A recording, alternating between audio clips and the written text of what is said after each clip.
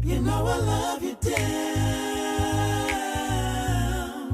but I can't miss you if you're always around. Yeah. You know I love you down, but I can't miss you if you're always around. Hello. Welcome to my channel. For those of you that do not know, I do reviews on this channel, so welcome. And please don't be shy. Go ahead and tap that subscribe button so you can see every time I upload a new video. Today I am reviewing the movie Harriet. I was so excited to go see this movie. From the time I saw the trailer, I was like, I'm definitely going to see it. So I went to see that today, this morning actually, and I already felt like this movie was gonna be a good movie, but honestly this movie exceeded my expectations. Like, this movie is really good. It told the story beautifully. Just because, let me just pause, I am a historian. Like, I love researching history, preferably my own history. Black history is my favorite, but I do just generally study history. So I was already very aware of her story, of Harriet Tubman's story, and the different things that she did and how she did them. But to see it on the big screen, which we've had Harriet Tubman movies before, or just yeah, there's been a movie, or not just about her, but had her character in it. I don't know if you guys remember that show Underground. They were introducing Harriet Tubman in that show. I really hate that show got canceled, because that show was really good also. And that right when they canceled it, they were introducing her character. So it sucked that it got canceled when it got canceled, because we would have gotten a glimpse even then. But back to this movie. This movie was really good. I think the lady who played her name is Cynthia. I don't know how to pronounce her last name, so I won't even try it. And she did a phenomenal job. I heard that there was just a little bit of backlash about the fact that she's English. And some people felt like a black American woman could have done this job. And I agree.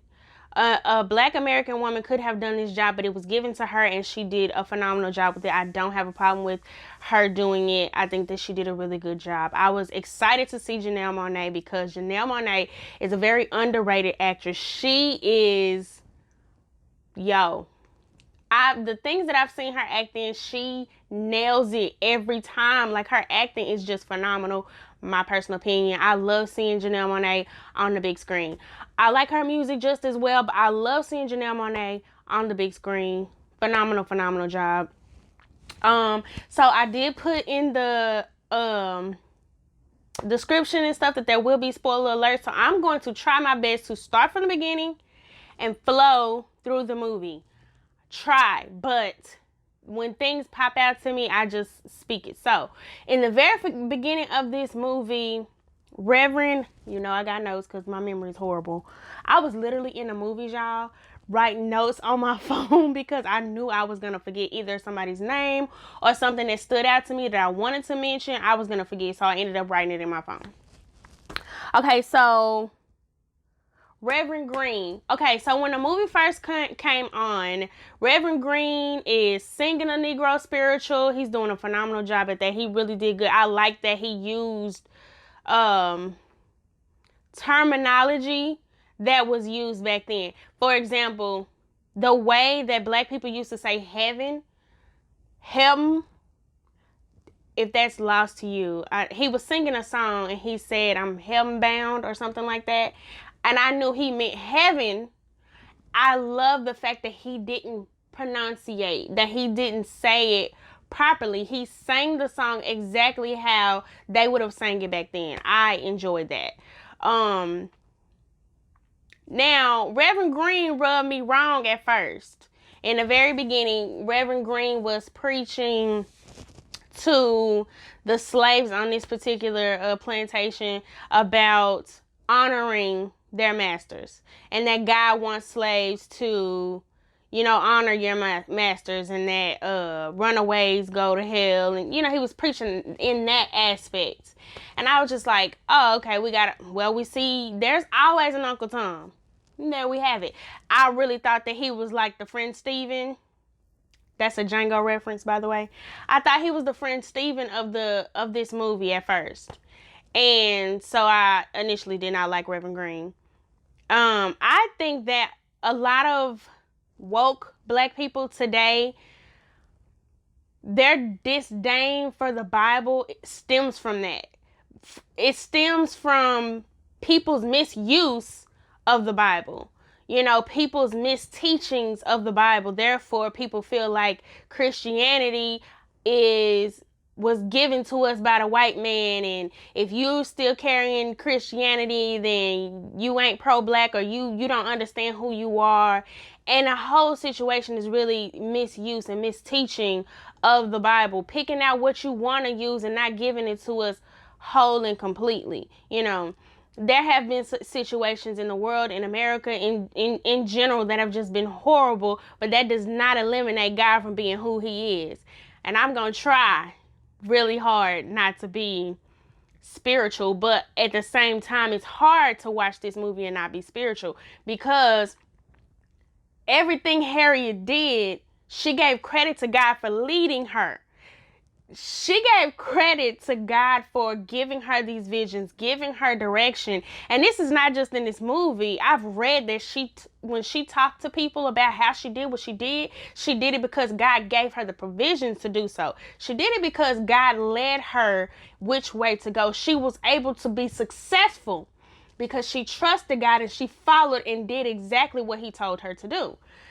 That in itself is powerful for me as a Christian even today. A Christian, a black woman who is very pro-black and believes in God at the same time in America that we live in now. And there was something in the movie that was said. She said that she wanted all of her people. She said one day all of my people will be free, right?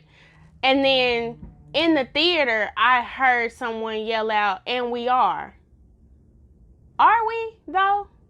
I said I was not going to try to make this a political thing or bring it, but it's kind of hard not to, because they worked very hard to make us free, to help us be free. But if you think we're free, that's a problem. Because if we were free, our skin color would not put fear into the police. Our skin color would not put fear into any other human being, because at the end of the day, we all supposed to be equal.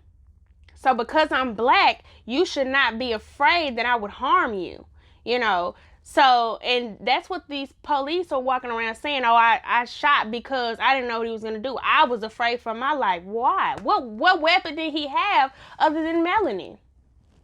Pause. I'm going to get off that. So I'm going to go back to the movie. Okay, so,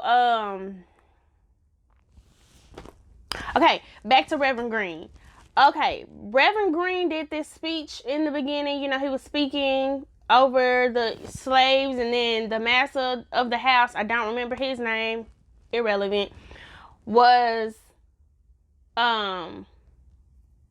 grateful. He was like, "Oh, thank you. You gave them the little spiel for the week." And that's what they used to do. They used to have these reverends or speakers or preachers or whatever to do their bidding. They chose black preachers for that reason, to do their bidding, because if they hear it from their own, maybe they'll believe it. Not to mention we couldn't read.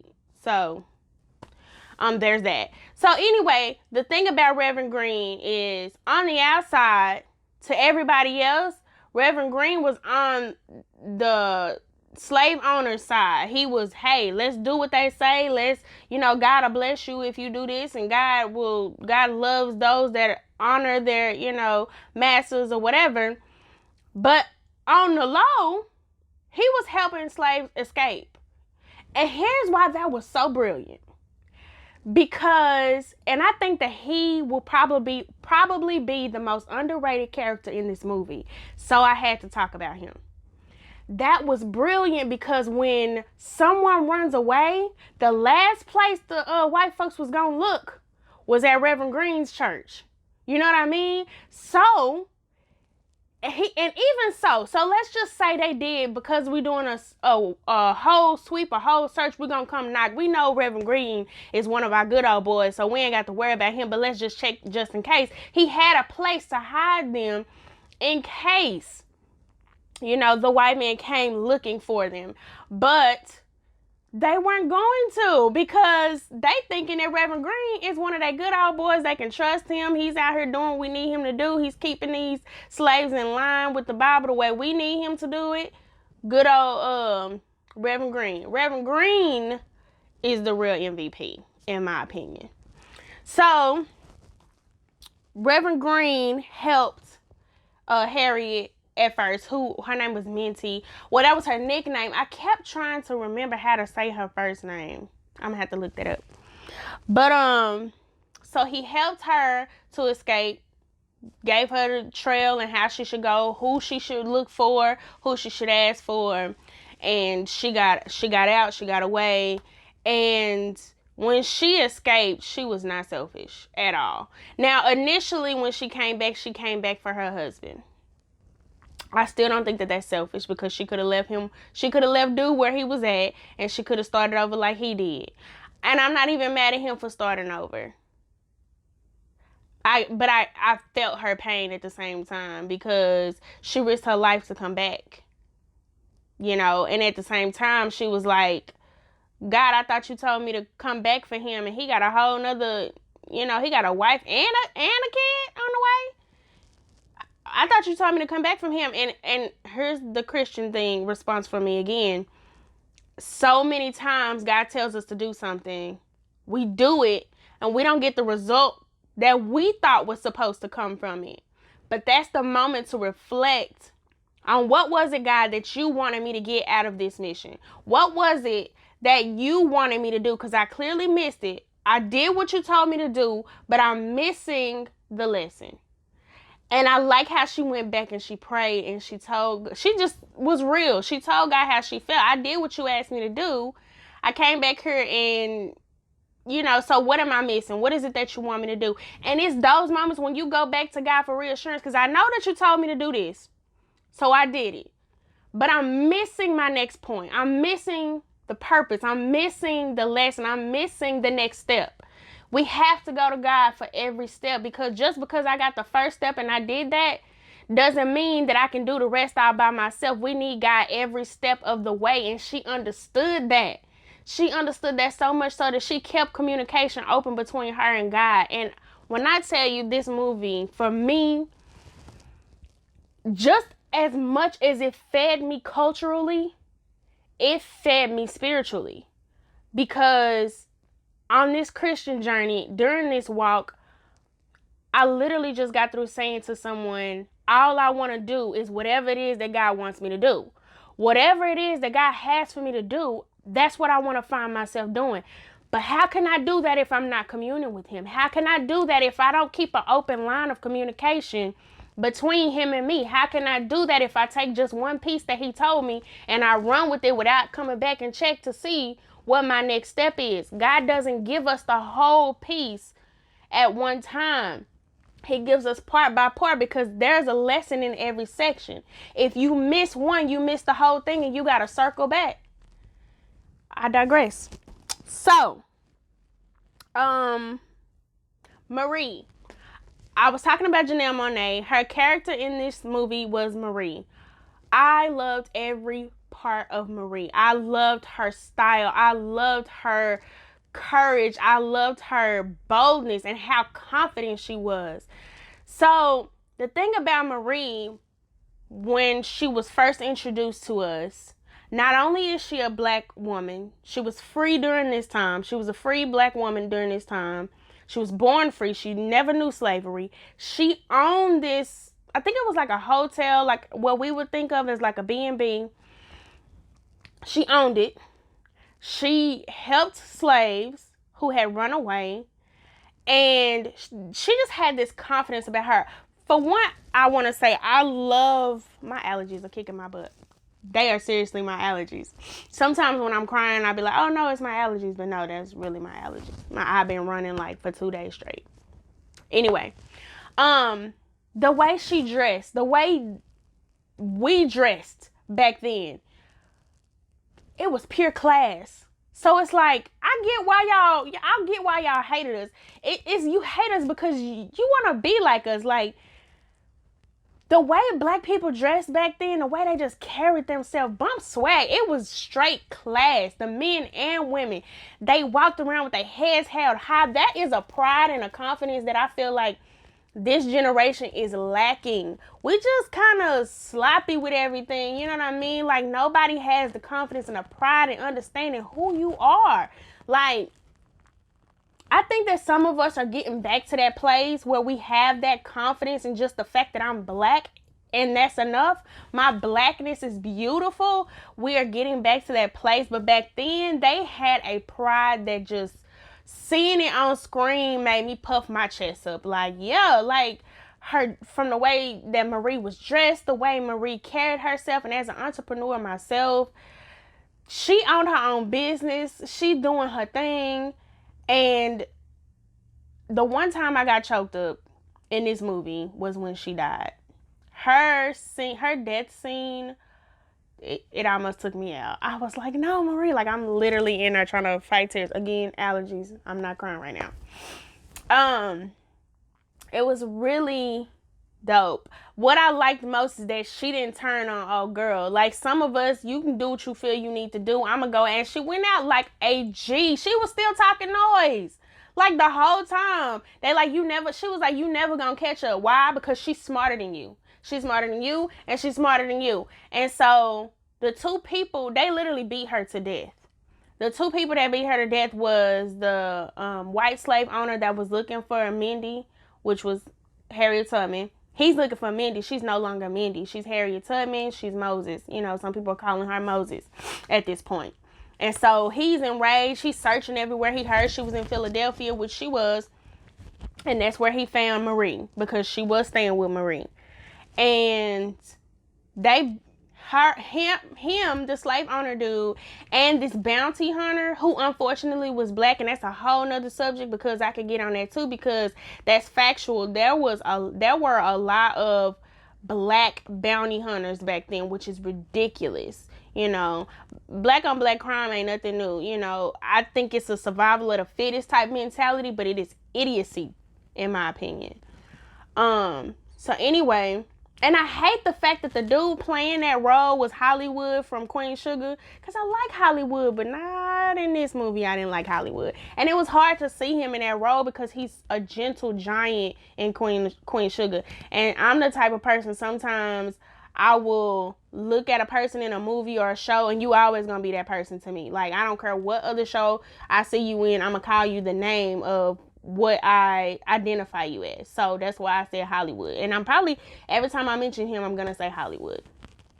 So Hollywood is beating the brakes off of Marie. Like, her eyes all messed up, and she's still talking noise. Like, she was legit going out like a G. Mind you, she saw Harriet standing in the corner. Like, Harriet had come into the house because she was trying to say goodbye to her, because she was about to leave. She knew that they was hunting her. They was in Philadelphia. She couldn't leave without saying bye to Marie, because they had built such a bond. So she goes in the house. She hears Marie, you know, she wasn't really screaming, but you could tell she was being attacked. So she hears Marie. She sneaks in. She went for her gun. She was finna go for it. And Marie was literally giving her codes not to attack. When she said, you'll never find her because she's smarter than you, Harriet took her hand off of her gun and watched them finish beating the brakes off of her friend. And I can't imagine how hard that would have been, because somebody jumping your friend, somebody doing something, you want to jump in. If you're a real one, you want to jump in and go for it. You know what I mean? You're not just going to let your friend go down like that. But it was kind of like Marie was giving her the okay. Like, it's okay, just don't. Like, you got this. You got much more to do than this moment. And she even said, God has a plan for her. God is using her. Like, she just was pouring into Harriet as she was dying. And then Hollywood, after he punched her in her face, that's another thing I hate. When I'm watching a movie and a dude punches a woman in the face. Like, I don't like seeing a man hit a woman, period, but it's something about when he hits her in her face, it just do something to me. Like, it boils my blood. Like, it literally boils my blood. Not only did he punch her in her face, he stomped her in the face. Hollywood, you finna go back to Unvibe after you do this? You know what I'm saying? Anyway, so that was that scene, and that was a rough scene for me personally, because I liked Marie. I really was hoping more, but she served her purpose and she did a phenomenal job. Shout out to Janelle Monáe for just a phenomenal performance, because it was tip top. So her dad, backpedal to, I told you I was gonna try to go in order in this movie. I can't. Harriet's dad was known for being an honest man. I cannot tell if he was free or not, though. I don't think he was, but Harriet's husband was free, and they both worked for the same guy. So I that's the thing I couldn't really pick up on. I couldn't tell if Harriet's dad was free or not, because he wasn't on a plantation with them. So I don't know if he was free or not. I think he was, though. I think he was. But anyway, Harriet's dad, being known as an honest man, he wanted to stay that way. So when Harriet, who wasn't Harriet yet, when she was still Minty, came to her dad because she was about to run away, she had enough. The owner, her slave owner, had put out this flyer. She was about to be sold. She wasn't having it because she didn't want to be separated from her family. She didn't want to go wherever they was finna send her. She was done with slavery. She had made up in her mind to run away.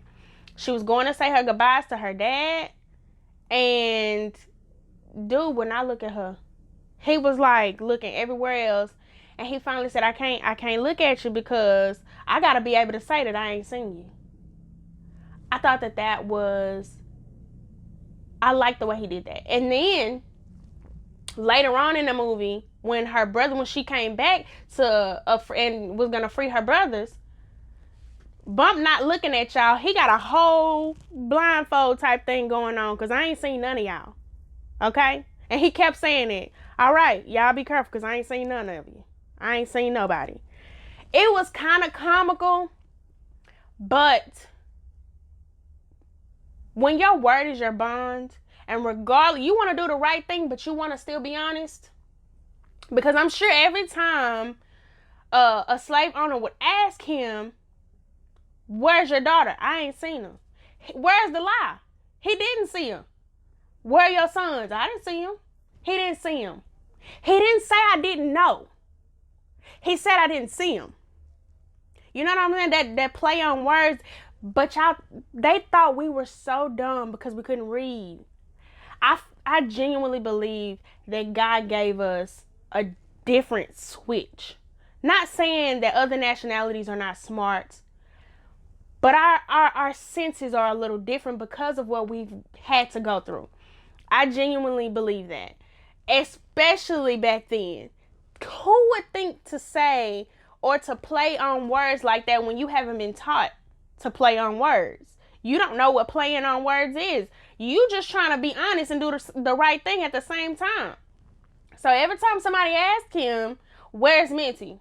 I haven't seen her. I ain't seen her all day.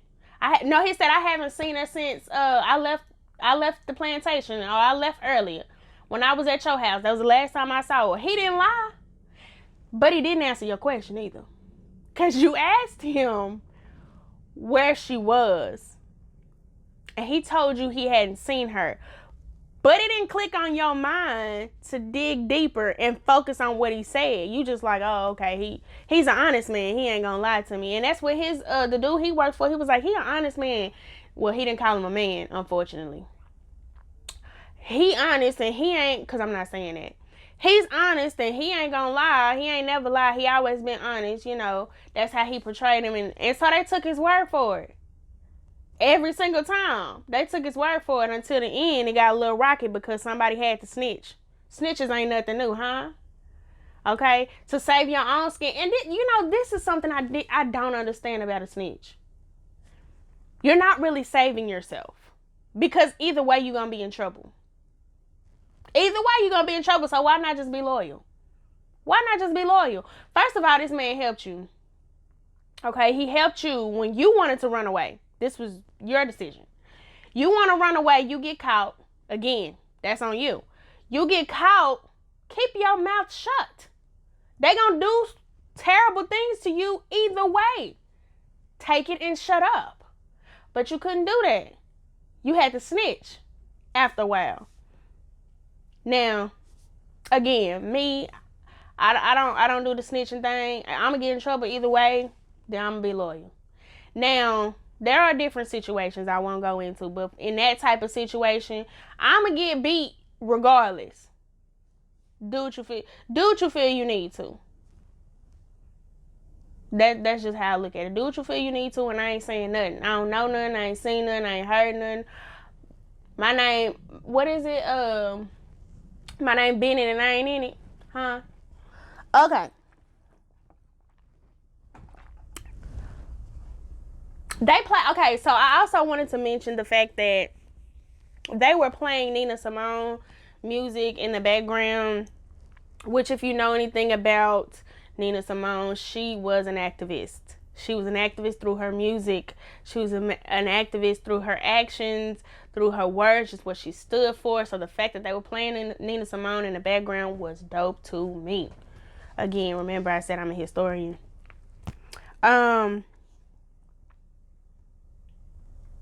So Harriet Tubman died at the age of 91.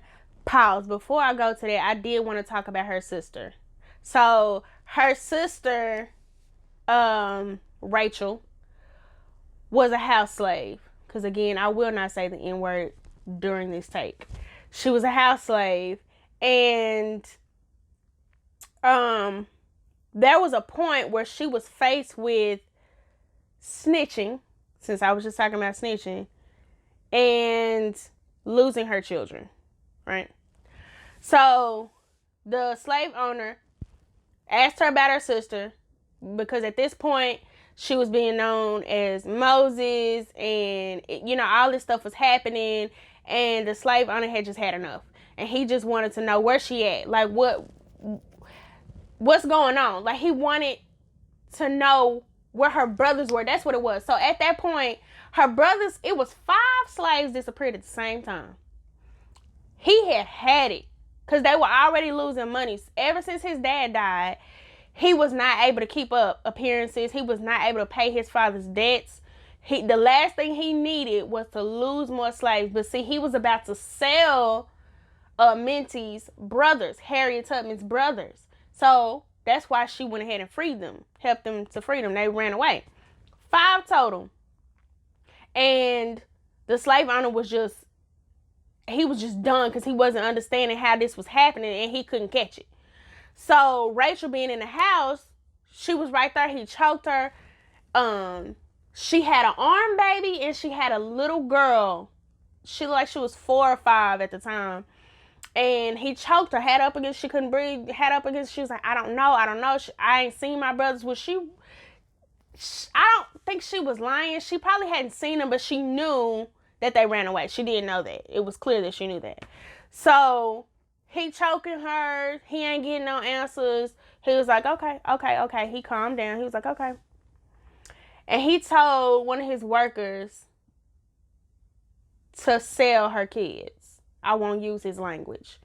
To sell her kids. He didn't even get the full sentence out before she said it was Minty. So then there is the moment when it is loyalty versus parenting. The mother in me says, protect my kids and don't lose my kids. But here's the thing. In that time, there was no guarantee that he wasn't going to sell your kids anyway. So I'm not judging her because I don't know what I would do in that situation. That was a tough call. Because let's say he had sold her kids anyway. So now you done snitched on your sister and you lost your kids. You know what I mean? Like, not to mention they treated her like crap anyway because his mama was smacking her all the time and just doing things to her. And she just was like, this is my life, basically. At least I have my kids.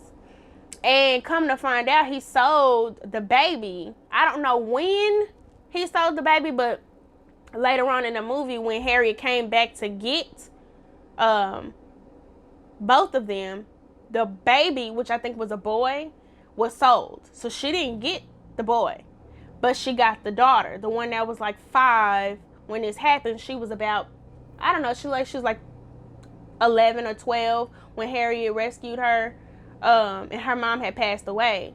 So Harriet got her, but we never knew what happened to the boy, the baby boy.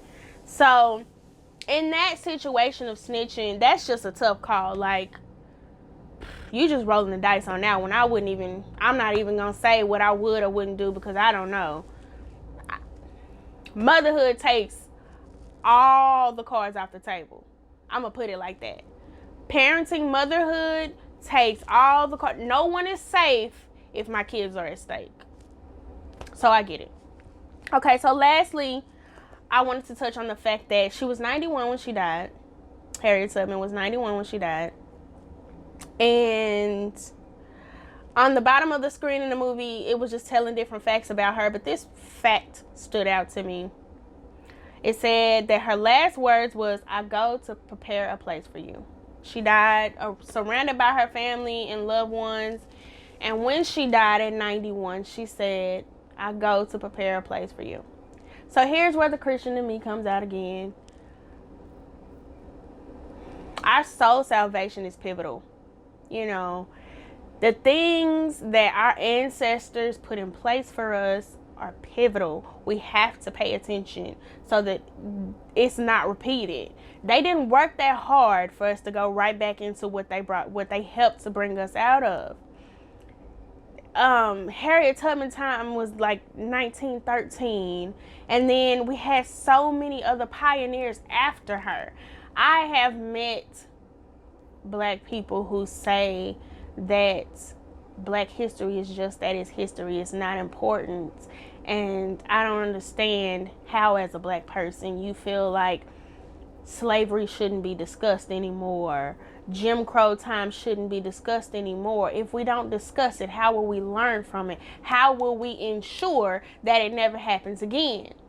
If we don't talk about it, if we don't know what happened, if we don't teach our children what happened to our people because of the color of our skin, how can we ensure that it never happens again? We perish for the lack of knowledge. If I don't know what happens, how do I know when it's happening again? Granted, I am not against white people. I am not a racist. I love everyone. Again, my allergies. But I am not my ancestors either. What I will not do is stand for racism. Like, and it's starting with our police system today.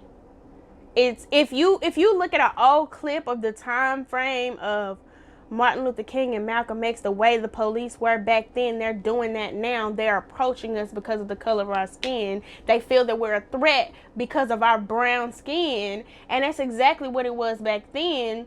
We were boy and girl at 55 years old and you 25. Like, how you gonna call my grandma boy? Or my grandpa boy? Or my grandma girl? How you gonna do that and she older than you? Like, that's just disrespectful.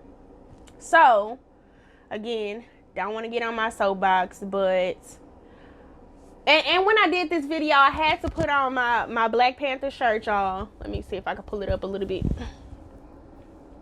So, those of you that don't know me, I am an activist at heart. I also am a historian, so I study things before I jump on bandwagons. I often say if I was a teenager in the 60s during the time frame of the Black Panther Party for self-defense, I probably would have been one of the first females to join. I love what they stood for. I love their confidence, and I love the pride that they gave our people. I love what their motives were, equality and justice for us as well as for everybody else. And I think that's what we're lacking in today. Just justice for everybody. Give everybody the same treatment. And everything would be Gucci and culture. But they don't. So we have racial conversations, and this movie was just, I'm gonna go back to the movie because I could go on and on. But this movie was a must see, and whenever it comes out on DVD, it is definitely going into my movie collection, which is huge but never complete. Definitely recommend going to see this movie. And before I get off, I will say, if you have not checked out my website, where there are shirts, this shirt is on my website. There are other shirts on my website, and I also do custom shirts. So if you would like a custom shirt done for you, just email me your idea or what you want done, and we will get together and work on that. And I will send you a quote, and we'll do all that. So just shoot me an email. All of my information is in the description bar. My website will be in the description bar. And until next time, wait. Did you subscribe yet? You did. If you did not subscribe, go ahead and tap that subscription button. That subscribe button doesn't say subscription. I don't know why I said that. Go ahead and tap that subscribe button so that every time I upload a new video, you will get a notification. And until next time, I'll holla. You know I love you down, but I can't miss you if you're always